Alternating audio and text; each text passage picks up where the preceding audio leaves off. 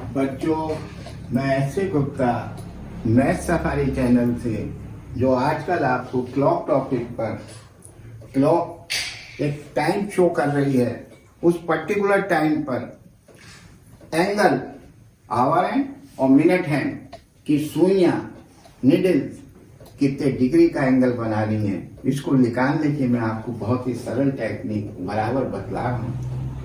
आगे देखिएगा। 4:40 4:40, 3:30 3:30, 8 1:10 5:50 और 2:20 ये टाइम दे रहे हैं।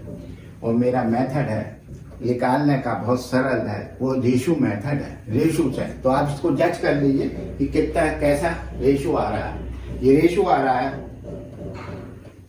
1:10 का आ रहा है, वही 4:40 डिवाइड कर लीजिए 1:10 का 3:30 1:10 का रोज एवरी शो कर रहा है 1:10 का। तो अगर 1:10 का रेशो है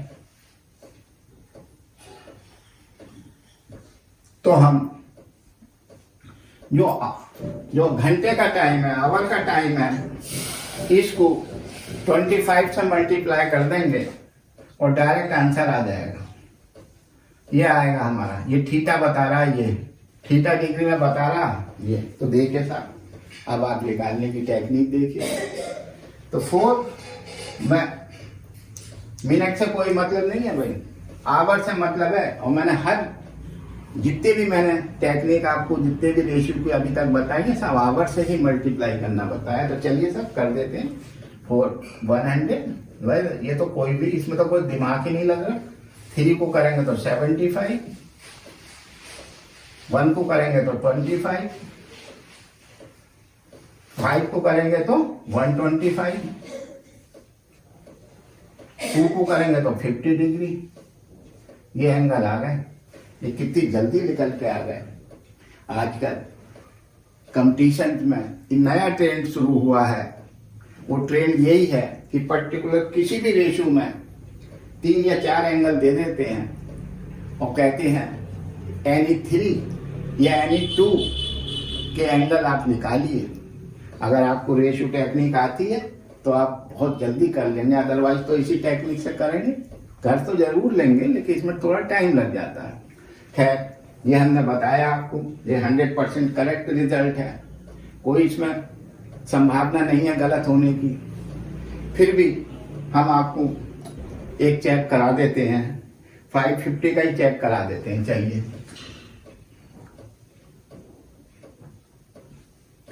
550 में ये मिनट शो कर रहा है 50 मिनट और 5 आवर को शो कर रहा है 5। तो इसमें आ जाइए थीटा पे। Theta is equal to 30 into 5 क्यों रखा, 5 आवर की जगह 5 रख दिया और 50 मिनट की जगह रखूंगा तो -11/2 50 मल्टीप्लाई में 2 से सब डिवाइड कर, अब 25 आया। बहुत जल्दी मल्टीप्लाई करी तो 150 -11 और 25 की मल्टीप्लाई करने का जरूरत नहीं है, शॉर्टकट टेक्निक द्वारा करिए। वो है 2 लिखिए, इधर 5 लिखिए और बीच में इन दोनों का सम लिख दीजिए। ये आ गई साहब, और बीच में मॉडुलस लगा दीजिए। ये आपकी थीटा की वैल्यू आ रही है और घटा दीजिए, थीटा की वैल्यू आ गई आपकी 125 डिग्री। आप कहेंगे माइनस में आ रही है, तो माइनस में आ रही है तो ये मॉडुलस भी तो लग रहा है।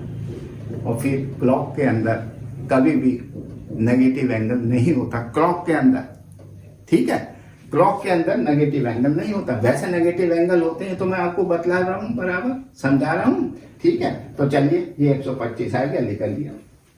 तो देखा आपने रेशियो की टेक्निक से कितनी जल्दी आपके सवाल निकल रहे हैं। यदि रेशियो 1:10 का है, याद रखिएगा, तो आवर को, जो आवर का टाइम है, उसको हम 25 से मल्टीप्लाई करेंगे और डायरेक्ट एंगल निकाल आएंगे। इतनी जल्दी निकलता है, इतना बढ़िया तरीका है। और एक बात और याद रखिए, शायद मैंने अभी तक किसी को नहीं बतलाई है आपको, वो ये है कि जो हमारा एंगल के रिजल्ट आते हैं, ये आइदर 180 या 180 से छोटे, लेस देन 180 होने चाहिए। ये सब 180 से छोटे ही हैं, लेकिन अगर 181 एंगल आ जाता है, 180 से बड़ा एंगल आ जाता है, 181 बहुत एक ही बड़ा है, होने दीजिए 180 से बड़ा लार्ज, तो उस एंगल को हम 360 से घटाकर शो करेंगे, 360 डिग्री से घटाएंगे। क्यों? क्योंकि घड़ी की जो सुइयां हैं वो मैक्सिमम 180 का ही एंगल बनाती हैं या उससे छोटा ही बनाती हैं, अदरवाइज वो रिफ्लेक्स एंगल हो जाएगा। अगर रिफ्लेक्स एंगल पूछेगा, किसी भी एंगल का रिफ्लेक्स एंगल पूछे इसी का, तो मैं 360 से घटा के इसका रिफ्लेक्स एंगल निकाल दूंगा, वो बच्चे जानते हैं। वही इतना ही इसमें बतलाना था, फिर आगे कराएंगे। मैं आपको काफ़ी रेशो सिखला चुका हूँ। अगर आपको ये टेक्निक पसंद आ रही है तो हमारे इस टॉपिक को लाइक भी करिए और हमारे चैनल को सब्सक्राइब भी करिए अवश्य ही। ठीक है, चलिए।